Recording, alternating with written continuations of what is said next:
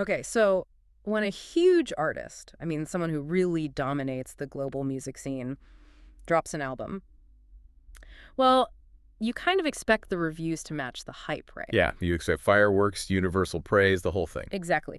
But with Taylor Swift's latest, The Life of a Showgirl, it hasn't quite been like that. The reception's been, well, definitely mixed. It really has. And it's Mhm. fascinating to watch. Our goal today, I think, is to go beyond just the song reviews and really unpack her strategy, her philosophy in response. Because it's pretty counterintuitive. Right. Instead of, defending the work or going quiet, she's leaned into it. She actually said she welcomes the chaos. That exact phrase, welcomes the chaos, that's kind of the core of this whole deep dive, isn't it? It really is. We've looked closely at what she said, mainly from that big interview on the Zane Lowe show. It gives such a candid look at how a massive star today handles that gap between making art and how people receive it. Especially when that reception includes a fair bit of, let's say, skepticism. And that gap feels huge here. You had that initial rush, the diehard fans lining up, the listening parties, breaking records instantly. Totally. Just this massive wave of positive energy. But then, almost right away, the other takes started coming in, the less than glowing ones. And this deep dive is really about how a veteran, a 14-time Grammy winner, billion-dollar artist navigates that critical headwind that's pretty much inevitable at her level. It feels like a masterclass in maybe strategic indifference. That's a good way to put it. Yeah. So let's start with the album itself, Showgirl, because you need that context. It's described as intensely personal, right? Peeling back the curtain on tour life, her relationship with Travis Kelce. Yeah, supposedly very vulnerable, very revealing. That was the intention, it seems. And maybe that vulnerability is exactly what opened the door for some of the criticism, because it wasn't just, I don't like this song. Exactly. The backlash, the chaos she talks about, it really seemed to cluster around maybe two main areas, very distinct things. Okay, let's get specific then. For this deep dive, we need to know what exactly she was welcoming. What was the chaos made of? Right. So the first area was kind of logistical, commercial even. People were looking at all the physical versions, the vinyl variants, the cassettes, different editions with slightly different tracks. Mm-hmm. And some critics, even some fans, were calling it excessive. Yeah, the sources definitely picked up on that. The feeling wasn't just about choice. It was maybe about using scarcity, FOMO, fear of missing out. Precisely. To get fans to buy multiple copies, often expensive ones, to feel like they had the complete set or all the songs. It raises that tricky question about where art ends and commerce begins, doesn't it? It does. Is the art driving the sale, or is the sales strategy kind of overshadowing the music itself, making it more about collecting than listening? That was the critique, anyway. Okay, so that's one major bucket of chaos. What was the second one? You said it was more thematic. Yeah, this one it got pretty literary, actually. A whole stream of criticism took issue with how she handled certain themes. Specifically, what some saw as the brutish way she seems to have treated a classic Shakespearean character. Right, I saw that. So for listeners, this means it wasn't just about the sound, it was about the story she was telling, or how she told it. Exactly.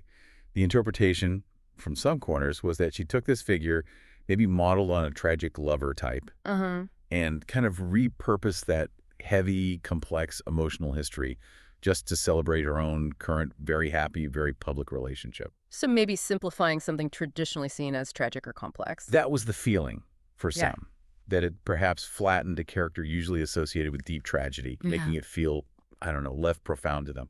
So you've got complaints ranging from CD variants to literary interpretation hitting all at once. Wow, okay. That is a full spectrum of critique. So faced with that, the commerce angle, the literary angle, how does she respond? This is where she pivots, right? This is absolutely the pivot. She moves away from defending song choices or vinyl colors and starts talking about her whole philosophy of art. And that Zane Lowe interview is key here. She just comes out and says it. She welcomes the chaos. She does. But what's really interesting is how she justifies it. She connects it directly to business reality. She talks about that crucial first week of an album release, doesn't she? A very practical viewpoint. Incredibly pragmatic. She lays out what she calls the rule of show business. And basically the rule is, if it's week one and you're talking about me or my album, You're helping. you're helping. Good or bad, you're contributing to the noise, the visibility. Is there a risk there, though? Labeling all criticism, even valid points about consumerism, as just helpful noise. Does it sound a bit cynical? Like, thanks for the free press, even if you hate the product? Look, I think that's the calculation she's making. She understands that in today's world, attention is the main currency, especially right at launch. So visibility over consensus, at least initially. Pretty much. She seems willing to accept that it might sound cynical to some because the main goal in that moment, staying culturally dominant, relevant, is achieved by people talking. The chaos, good or bad, fuels the conversation. It's cultural oxygen. Okay, that covers the business side. But she didn't stop there, did she? She also tried to frame it more respectfully in terms of artistic interpretation. Right, that's where she softens that commercial edge a bit. She emphasizes having a lot of respect for people's subjective opinions on art. Basically saying, it's not my job to tell you how to feel. Exactly. I'm not the art police, is the quote. It's quite disarming because she's validating the listener's experience, whatever it is. Her intent isn't the only thing that matters. Everybody is allowed to feel exactly how they want. And this connects to her bigger idea about what entertainment is for, doesn't it? Which kind of justifies why disagreement isn't just okay, it's maybe even expected. Yes. She positions the entertainer not as someone delivering objective truth, but as a mirror. What our goal is as entertainers is to be a mirror. Right. So if the reflection is messy or controversial, maybe it's showing something back to the audience about their own feelings on fame or love or buying things. So in that view, the chaos isn't a failure of the art. It's proof the mirror is actually working. It's reflecting complexity back. That's the philosophical justification, yeah. It's a pretty powerful way to frame disagreement, turning it from a negative into just part of the process. And this really feeds into her long-term view, doesn't it? It's not just about respecting opinions today. It's about believing the work will last, that its meaning might even change over time. She's playing the long game. Absolutely. That's the legacy eye she talks about. She's thinking in decades, not just opening week numbers. She actually says, we're doing this thing for keeps. Yeah, and I have such an eye on legacy when I'm making my music.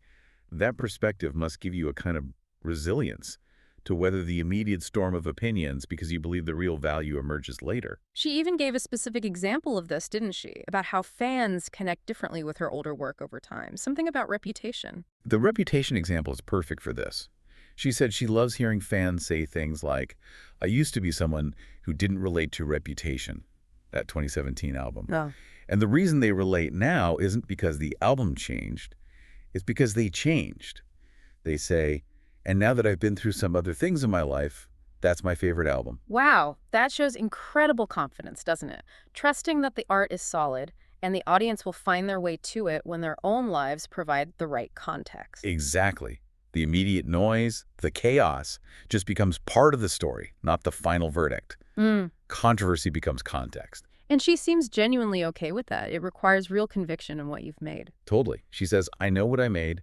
I know I adore it. That satisfaction seems crucial to being able to genuinely welcome the chaos. If you don't believe in the work yourself, the criticism probably hits differently. Right. And she even ties the negative reaction back into the theme of the album itself, the showgirl idea. Yeah, suggesting that living a life under that kind of intense scrutiny, spectacle, the ups and downs of public opinion, that's part of the showgirl experience. So the messy reception is almost fitting. It's like the reaction becomes a real-time performance of the album's themes. Very meta. It is quite meta. And she's clearly not letting it slow her down. The sources mentioned she kept up the media appearances, like being the only guest on Seth Meyers right after the launch. So the conversation continues, the visibility stays high, the chaos gets folded into the narrative. It's efficient.